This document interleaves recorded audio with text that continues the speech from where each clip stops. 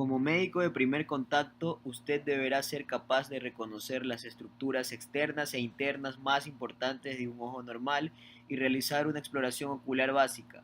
Para lograr estos objetivos deberá aprender a obtener la historia y los síntomas del padecimiento ocular, reconocer lo esencial de la anatomía ocular, medir y registrar la agudeza visual, evaluar los campos visuales por confrontación, evaluar los párpados, evaluar la movilidad ocular, valorar los reflejos pupilares, dilatar las pupilas como complemento para la oftalmoscopía, utilizar la oftalmoscopía directa para una exploración sistemática del fondo de ojo y una evaluación de reflejo rojo. La exploración sistemática del ojo permite al médico de primer contacto evaluar las alteraciones oculares y proporcionar ya sea un tratamiento definitivo o una adecuada referencia al oftalmólogo. Además, muchas enfermedades oculares son silenciosas o asintomáticas mientras está ocurriendo un daño ocular serio. Una exploración ocular básica puede proporcionar datos tempranos de alarma de cualquiera de las siguientes condiciones. Enfermedades oculares que causan ceguera. Tenemos glaucoma, retinopatía diabética, degeneración macular, desprendimiento de retina y en niños pequeños la ambliopía. Enfermedades sistémicas. Tenemos la diabetes mellitus, hipertensión arterial, arteritis temporal y embolismo de la arteria carótida. Tumores u otros padecimientos cerebrales. Tenemos meningioma, aneurismas y esclerosis múltiple. Anamnesis. Cuando un paciente se presenta a la consulta de primer contacto con síntomas oculares, la principal prioridad es obtener una anamnesis ocular completa. Esta es la clave para la elaboración del diagnóstico y el establecimiento de un plan terapéutico. Evaluación de los factores de riesgo para enfermedad ocular. Para evaluar los factores de riesgo del paciente para una enfermedad ocular es importante realizar una anamnesis completa y obtener los antecedentes familiares, entre ellos ceguera, glaucoma, tumor ocular, desprendimiento de retina, estrabismo, degeneración macular, disminución de la visión, antecedentes de traumatismo ocular, antecedentes personales patológicos, entre ellos diabetes mellitus, hipertensión arterial, enfermedad tiroidea, artritis reumatoidea y cáncer. Estudiar los síntomas visuales. Las preguntas que deben hacerse incluyen las siguientes. ¿El paciente ha tenido buena visión en ambos ojos y la misma visión en los dos? ¿La alteración visual es monocular o binocular? ¿La afección en la visión es central o periférica? ¿El cambio en la visión es agudo o ha sido gradual? ¿Existe algún dolor? ¿Está distorsionada la visión? ¿Hay visión doble en un ojo o en ambos, monocular o binocular?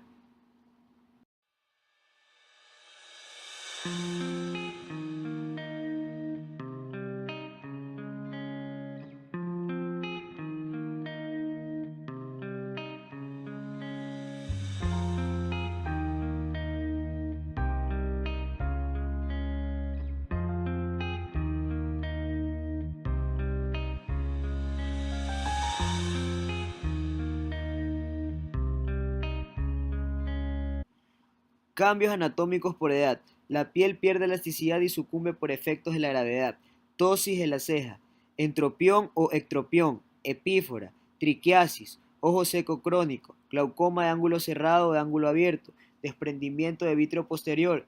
Parálisis de origen vascular del segundo, cuarto y sexto par. Oclusión de vena y arterias retinianas. Disminución de las funciones oculares. Entre estas tenemos agudeza visual, sensibilidad al contraste, campos visuales, movimientos oculares verticales sacádicos y el seguimiento de ojo-cabeza. Ahora, en cuanto a la óptica, la córnea y el cristalino constituyen las superficies refractivas del ojo. Denominamos hipermetropía a la longitud axial del ojo corta entre la córnea y el cristalino, y como miopía a la longitud axial del ojo muy larga. El astigmatismo se presenta cuando el poder refractivo de la córnea y el cristalino son diferentes en un meridiano y en otro. Acomodación hace referencia a la capacidad del músculo ciliar para contraerse y volver al cristalino más convexo. Ahora, cuando el cristalino se endurece con el pasar de los años, se presenta lo que denominamos presbicia. Ahora, la agudeza se define como una medida del objeto más pequeño que una persona puede identificar a una determinada distancia. AV hace referencia a agudeza visual, OD a ojo derecho u oculus dexter, OI a ojo izquierdo u oculus sinister y AO a ambos ojos u oculus uterque. ¿Cuándo explorar? Exploramos en el primer momento de contacto. Y hay dos tipos de exploraciones.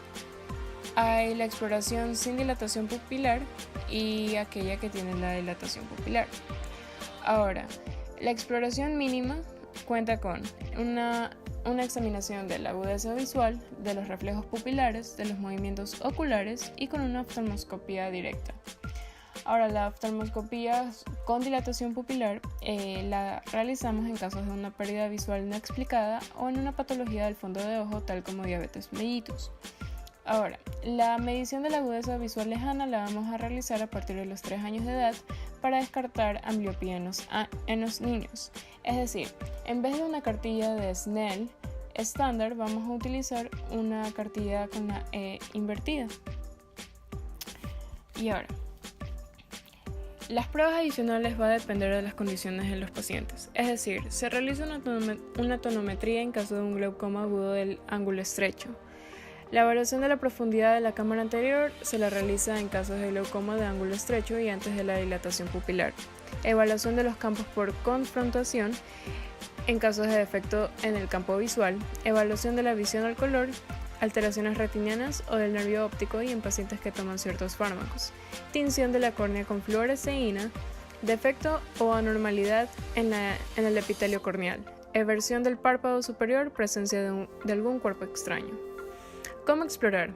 Contamos con un equipo para la exploración ocular básica, es decir, A. Una cartilla de visión cercana, B. Lámpara de bolsillo, C. Oftalmoscopio directo, D. Un midriático, E. Anestésico tópico y F. Tiras de fluoresceína. Y también contamos con una lámpara de hendidura que se observa en la imagen derecha, que cuenta con un microscopio y un rayo de luz. En cuanto a la agudeza visual lejana, esa se la va a realizar por medio de una cartilla de Snell, se la va a evaluar. Ahora, tenemos el numerador que indica la distancia entre el paciente y la cartilla y el denominador que es la distancia a la que una persona con agudeza normal puede leer las letras.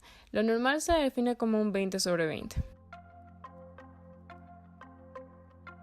Hay que colocar al paciente a la distancia señalada, que suele ser de 20 pies, de la cartilla de Snellen.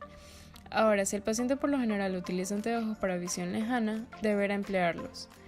Luego se examina y se reporta el ojo derecho, y para esto se va a ocluir por completo el ojo izquierdo con un oclusor opaco o con la palma de la mano. Hay que solicitarle al paciente que lea la línea más pequeña en la cual pueda distinguir más de la mitad de las letras. En caso de que se utilice una cartilla de la E, debe de indicar la dirección a la que apuntan las barras de la E. Se tiene que anotar la agudeza visual medida como una fracción, como indicamos, un numerador y denominador, y repetir el procedimiento para el ojo izquierdo. Ahora, si la agudeza visual es de 20/40 o menor en uno o ambos ojos, repetir la prueba con el sujeto que vea la cartilla a través del agujero estenopeico del oclusor y anotar los resultados. Este agujero del oclusor puede ser utilizado sobre los anteojos del paciente. Ahora, si un paciente no puede leer la letra más grande de la cartilla de Snellen, hay que proceder de la siguiente forma. Hay que reducir la distancia entre el paciente y la cartilla, anotar la nueva distancia como el numerador en la fracción que indica la agudeza visual. Si el paciente no es capaz de ver la letra más grande de la cartilla de Snellen a 3 pies, hay que levantar una mano, extender 2 o más dedos y pedirle al paciente que cuente el número de dedos que ve. Se debe anotar con cuidado la distancia a la cual el paciente contó los dedos. Si el paciente no puede contar los dedos, determinar si puede o no detectar el movimiento de su mano. Como respuesta positiva se anota movimientos de manos.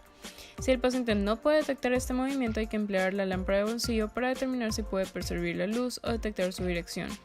Anotar la respuesta como PL con proyección cuando hay una percepción de luz con dirección, PL cuando es simplemente una percepción de luz o NPL cuando no hay percepción de la luz. Ahora, en cuanto al deterioro visual y discapacidad visual, hay que conocer que el deterioro visual hace referencia a la condición de los ojos, mientras que la discapacidad visual es la condición del individuo como tal. Ahora, cuando encontramos una medida que va de 12 a 25, se establece como una visión normal. Si es de 30 a 70, una visión casi normal, 80 a 160 como una visión baja moderada, de 200 a 400 o que el paciente cuente dedos a una distancia de 3 metros, hay una visión baja severa o que legalmente se considera ciego. Si se cuentan los dedos a 2.5 a 1.2 metros, hay una visión baja profunda. Si es a menos de 1.2 metros, es una ceguera casi total.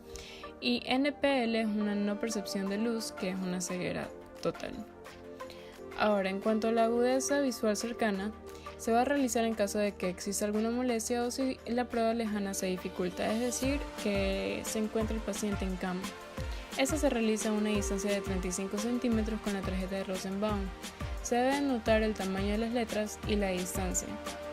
Algunas cartillas traen valores equivalentes para la distancia y se puede sustituir la cartilla por una guía telefónica o un periódico siempre y cuando se anoten las dos medidas. Debido a que la clásica prueba de la agudeza visual no funcionará en un paciente poco dispuesto o incapaz de cooperar, e incluso en aquellos en los que se sospeche de fingir ceguera, se necesitará estar alerta a otros signos, como la retirada o cambio en la expresión facial en respuesta a la luz, o un movimiento súbito que indicará que hay visión. Esto de aquí se ve como una excepción en pacientes que tengan ceguera cortical, la cual se debe a una destrucción amplia de la corteza visual. Para la evaluación de los campos por confrontación, el examinador se debe colocar a 1 metro frente al paciente. Se solicita al paciente que cubra el ojo izquierdo con su palma de su mano izquierda, mientras que el examinador cierra el ojo derecho. De esta forma, el campo visual del ojo izquierdo del examinador se emplea como referencia para la evaluación del campo visual del ojo derecho del paciente. Se pide al paciente que fije su vista en el ojo izquierdo del examinador y después cuente los dedos del examinador en cada uno de los cuadrantes del campo visual. No resulta adecuado mover los dedos como un estímulo visual, y hay que recordar que después del ojo derecho del paciente ha sido valorado, se procede a repetir la prueba con el ojo izquierdo, cubriendo su ojo derecho con la palma de su mano derecha, y el examinador en esta ocasión cerrará su ojo izquierdo. En cuanto a la inspección, el examinador puede observar los párpados, los tejidos vecinos y la hendidura palpebral. Dependerá de la historia y los síntomas para indicar la palpación del reborde orbitario y los párpados. La inspección de la conjuntiva y la esclerótica se facilitan con el empleo de una lámpara de bolsillo con el paciente que mira hacia arriba mientras el examinador retrae el párpado inferior o mira hacia abajo mientras el examinador eleva el párpado superior. La lámpara de bolsillo también es útil para la inspección tanto de la córnea como del iris. En algunas ocasiones se requiere la eversión del párpado superior en búsqueda de los cuerpos extraños conjuntivales u otros signos de la conjuntiva. La anestesia tópica facilita este procedimiento. Se pide al paciente que mire hacia abajo y el examinador toma las pestañas del párpado superior entre el pulgar y el dedo índice. Se utiliza un hisopo o de lo contrario un dedo de la mano opuesta, la mano libre, y se presiona con suavidad hacia abajo sobre la cara superior de la placa tarsal conforme el margen palpebral es alado por las pestañas hacia arriba. La presión se mantiene sobre el párpado superior evertido mientras se estimula al paciente para que mantenga la mirada hacia abajo. El examinador deberá tener a su alcance la lámpara de bolsillo para inspeccionar un cuerpo extraño u otra anormalidad en la superficie conjuntival expuesta del párpado superior. Para remover un cuerpo extraño se puede utilizar un hisopo empapado con anestesia tópica. Para colocar el párpado en su posición normal, el examinador libera el margen palpebral y se indica al paciente que mire hacia arriba. Para la evaluación de la movilidad ocular, se pide al paciente que siga un objeto en 6 direcciones, las posiciones cardinales de la mirada. Esto permite que el examinador pruebe de modo sistemático cada músculo en su campo de acción primario. Cuando se mira hacia la derecha, se observa el recto lateral derecho y el recto medial izquierdo.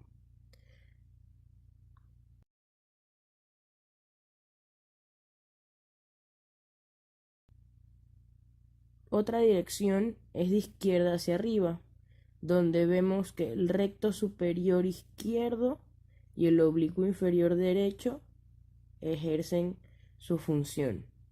De izquierda hacia abajo, el recto inferior izquierdo y el oblicuo superior derecho. Hacia la izquierda tenemos el recto lateral izquierdo y el recto medial derecho.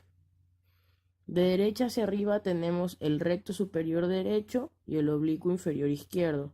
Y de derecha hacia abajo tenemos el recto inferior derecho y el oblicuo superior izquierdo. En este sentido, pueden ser bien detectada una probable debilidad aislada o una parálisis muscular.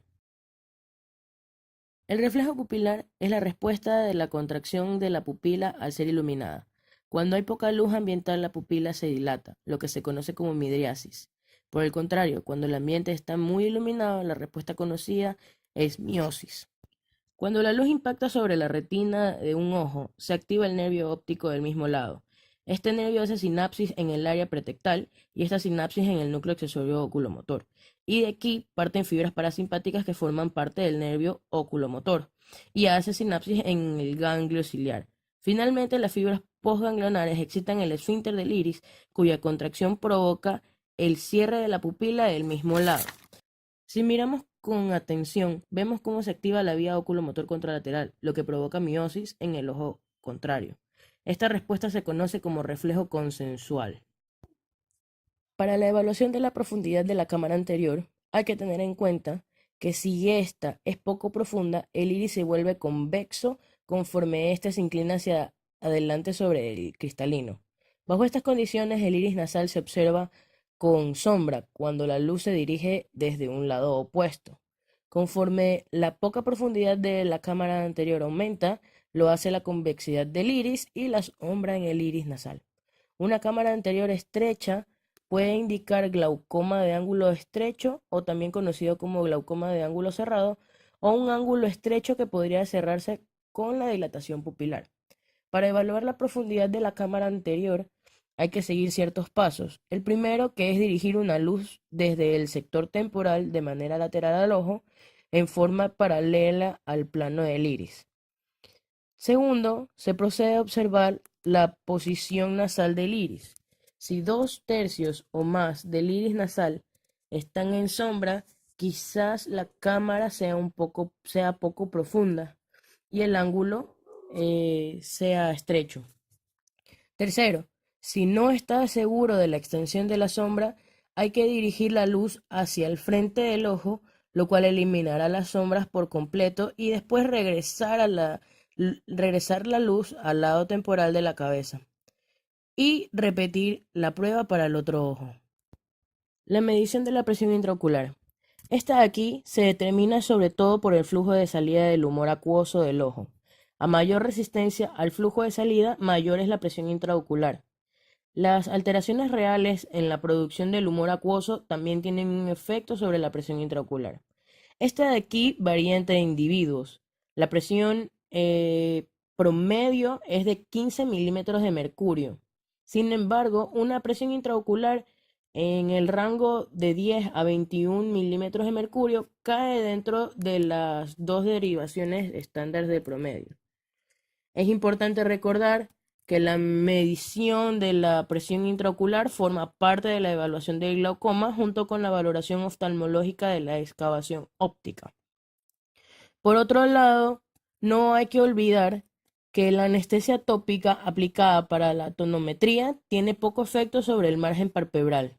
Si el tonómetro toca los párpados del paciente, lo sentirá y apretará los párpados. Esto impedirá la medición de la presión intraocular. Esto se puede evitar al mantener separados los párpados del paciente con la mano libre, mientras se coloca la punta del tonómetro. Debe tener cuidado de no aplicar presión digital al globo ocular mientras se mantiene separados los párpados, debido a que esto puede producir una falsa lectura de la presión elevada. Antes de medir la presión intraocular, debe retirarse los lentes de contacto y nunca se debe de intentar la tonometría en un paciente con sospecha de ruptura del globo ocular, porque de hacerlo podría ocasionar un daño adicional al ojo. La retina normal contiene tres pigmentos sensibles a los colores: rojo, verde y azul. Una deficiencia congénita, ya sea en la concentración o en la función de uno o más de estos pigmentos, causa varias combinaciones y grados de efectos congénitos de visión al color. Muchos de estos defectos se presentan en hombres por medio de un patrón hereditario ligado al cromosoma X. Sin embargo, las anormalidades en la visión al color también pueden adquirirse en individuos con alteraciones retinianas o del nervio óptico. La evaluación de la visión al color se realiza por medio de tablas pseudo-isocromáticas, las cuales presentan números o figuras sobre un fondo de manchas de color. Las personas con discriminación del color anormal se confundirán con las tablas pseudo-isocromáticas, lo cual la forzará a elegir con base en una discriminación solo basada en matices o tonos, mientras se disimulan otras pistas como brillantez, saturación y contornos. Si por lo general el paciente utiliza anteojos para la visión cercana, deberá emplearlos durante la prueba cromática. Y estas tablas de color se presentan de manera consecutiva, es decir, cada ojo por separado, bajo una buena iluminación, de preferencia con luz natural. Los resultados se anotan de acuerdo a las instrucciones proporcionadas a las tablas, pero de modo usual se especifica una fracción, con el numerador equivalente al número de respuestas correctas y el denominador al total de las tablas presentadas. El tipo de defecto cromático puede ser determinado por el registro de los errores específicos y empleando las instrucciones proporcionadas por las tablas. Tinción de la córnea con fluoresceína. Teñir la córnea con esta tinción amarillo-verdosa es útil en el diagnóstico de los defectos del epitelio corneal. La fluoresceína se aplica en forma de tira de papel filtro estéril impregnada, la cual es humedecida con una gota de agua estéril, salina o anestesia tópica, para luego ponerla en contacto con la conjuntiva palpebral.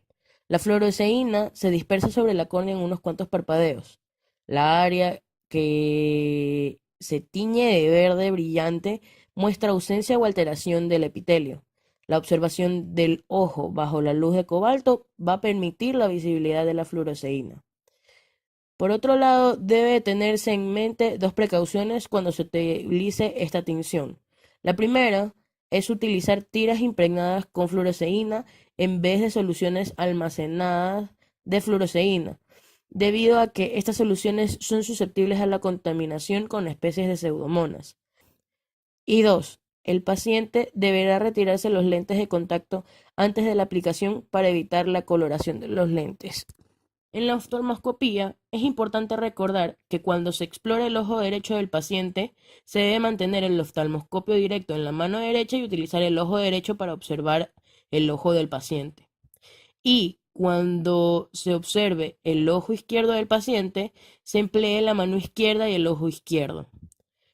Debe retirarse los anteojos del paciente y, salvo errores refractivos astigmáticos altos, muchos examinadores prefieren retirar también sus propios lentes. Sin embargo, cuando se habla de lentes de contacto, pueden permanecer en su lugar tanto en el paciente como en el examinador. La dilatación farmacológica de la pupila del paciente facilita de manera muy importante la oftalmoscopía. Los agentes que se recomiendan incluyen la tropicamida al 1% y el hidroclorido de fenilfedrina a 2.5. Sin embargo, hay que recordar que no debe realizarse la dilatación de la pupila bajo las dos siguientes condiciones.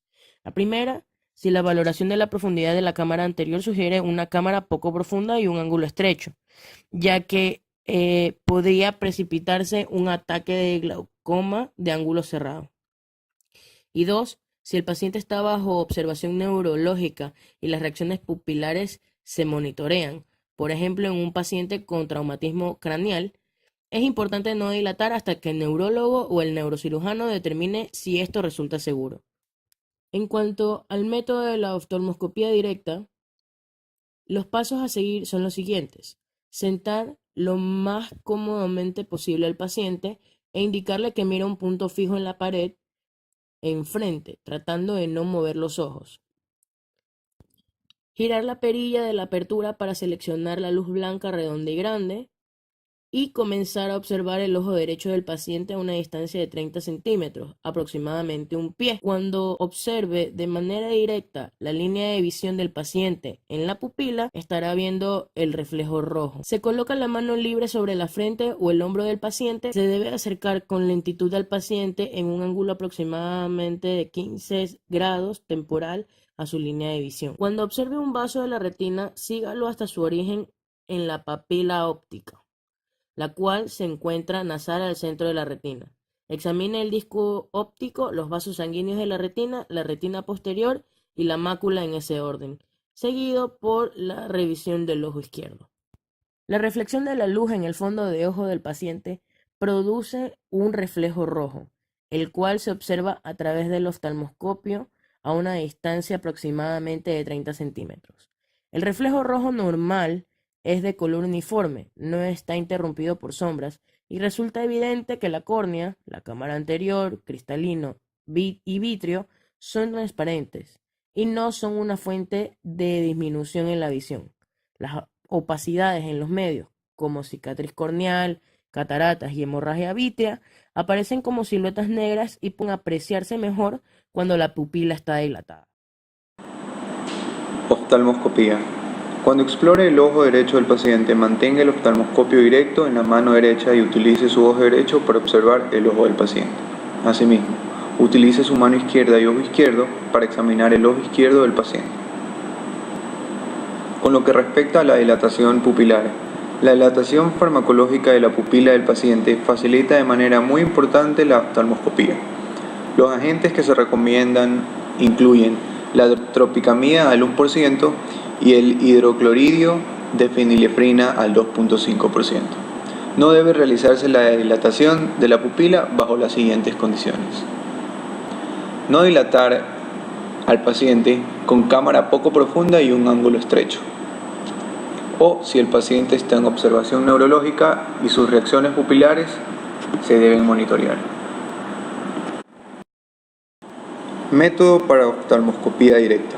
Para realizar la oftalmoscopía directa se deben seguir los siguientes pasos. Primero, con el paciente sentado, mirando un punto fijo de la pared, tratando de no mover los ojos. Segundo, girar perilla del foco hasta un +8, girar la perilla de la apertura para seleccionar la luz blanca, redonda y grande. Observar ojo derecho a 30 centímetros de distancia. Al observar de manera directa la visión del paciente en la pupila, estará viendo el reflejo rojo. Cuarto, colocar su mano libre sobre la frente u hombro del paciente. Quinto, acercarse con lentitud en un ángulo de 15 grados a su línea de visión, girar la perilla del foco hacia los lentes negativos para poner en foco la retina del paciente. Sexto, cuando observe un vaso de la retina, sígalo hasta su origen en la pupila óptica, la cual se encuentra nasal al centro de la retina. Séptimo, examine el disco óptico, los vasos sanguíneos de la retina posterior y la mácula. El reflejo rojo. La reflexión de la luz en el fondo del ojo del paciente produce un reflejo rojo, el cual se observa a través del oftalmoscopio a una distancia de 30 centímetros. El reflejo rojo normal es de color uniforme, no está interrumpido por sombras y resulta evidente que la córnea, cámara anterior, cristalino y vítreo son transparentes y no son una fuente de disminución en la visión. Las opacidades en los medios, como cicatriz corneal, catarata y hemorragia vítrea, aparecen como siluetas negras y pueden apreciarse mejor con la pupila bien dilatada. El disco óptico. En muchos casos, cuando se observa a través del oftalmoscopio, el disco óptico normal es ligeramente oval en el meridiano vertical y tiene un color rosado, debido a los capilares muy pequeños de su superficie.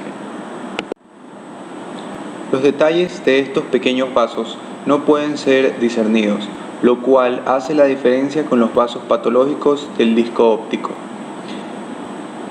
debe identificarse bien el margen o el borde del disco.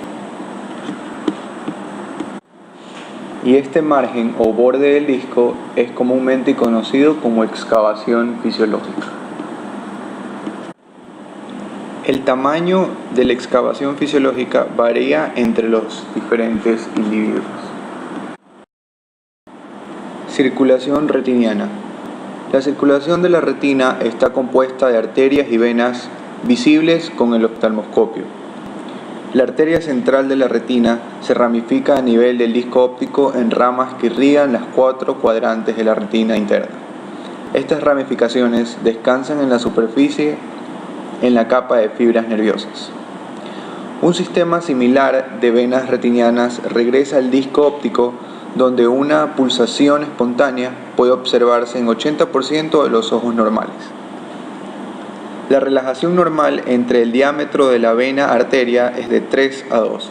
Las arterias suelen ser de color más pálido y es clásico que tengan un reflejo luminoso más prominente que el de las venas. El examinador debe seguir las arterias a partir del disco y las venas de regreso al disco en cada cuadrante, notando en particular los patrones de cruce arteriovenoso. Con lo que respecta al fondo de ojo normal, este es de color rojo-naranja uniforme debido sobre todo a la pigmentación del epitelio pigmentado de la retina. La sangre y el pigmento de la coroides también contribuyen a la apariencia del fondo de ojo. Por ejemplo, en ojos muy pigmentados, el fondo de ojo puede tener un color más oscuro debido al mayor contenido de pigmento coroide. Con lo que respecta a la fobia normal, en el centro de la mácula está localizada en dirección temporal y ligeramente inferior al disco óptico. Suele aparecer más oscura que la retina circundante, debido a que las células epiteliales pigmentadas especializadas de la retina de la fobia son más altas y están pigmentadas de manera más densa. En algunos ojos, la fobia puede aparecer un poco amarillenta, debido al pigmento xantófilo de la retina. La depresión central de la fobia puede actuar como un espejo cóncavo durante la oftalmoscopía y producir un reflejo luminoso conocido como el reflejo fobiolar.